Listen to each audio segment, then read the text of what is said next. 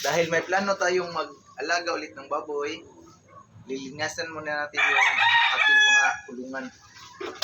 Kasi nung nakaraan kasi naabutan ito ng ASF, kaya nag-aalangan akong mag-alaga ulit at napabayaan, hindi na nalinisan ito.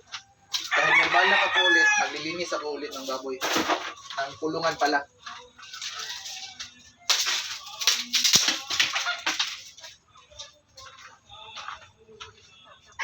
Para pag naibalik natin yung mga biik dito, hindi na tayo alaga ng walang inisip dahil natatakot tayo magkasakit ulit.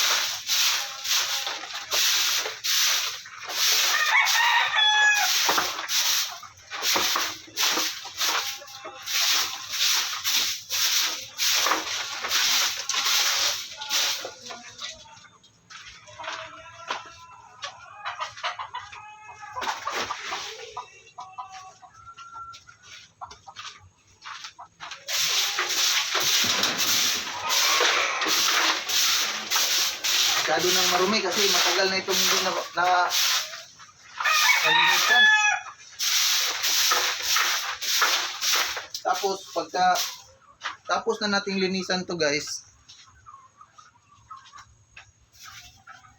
may inihanda pala akong pang-disinfect dito. Hindi ito pag-advertise kasi wala pa naman akong ganitong channel.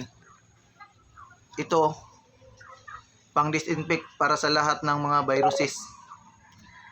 Kaya itong patayin ang lahat ng mga virus. Dahil nadaanan na ito ng malalang sakit ang ating kulungan. Dito lahat na matay yung lahat ng baboy natin. Tapos ito malinis, magdi-disinfect na tayo. Kailangan talaga linisin, basta kasilang talaga yung baboy guys. Medyo matagal-tagal na rin ako nag-aalaga ng baboy. Kaso kailangan tayong laging nalulugi kasi may mga hindi pa tayo alam at unti-unti nating nadidiscover yan. Siguro ngayon pag nag-alaga na tayo, hindi na tayo sakit kasi nung nakaraan, aminado talaga ako, hindi talaga ako nakapag-vaccine. Masyadong mahina yung mga baboy natin. Ang ating inahin dito at saka barako, namatay lahat.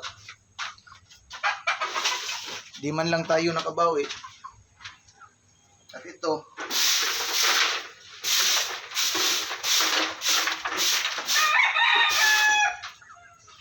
kinato guys,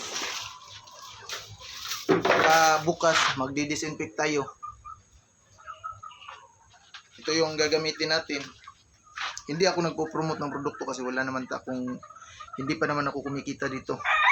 Ito yung guys, oh. At saka salamat, paki-subscribe naman para dumami tayong mga subscriber. Thank you.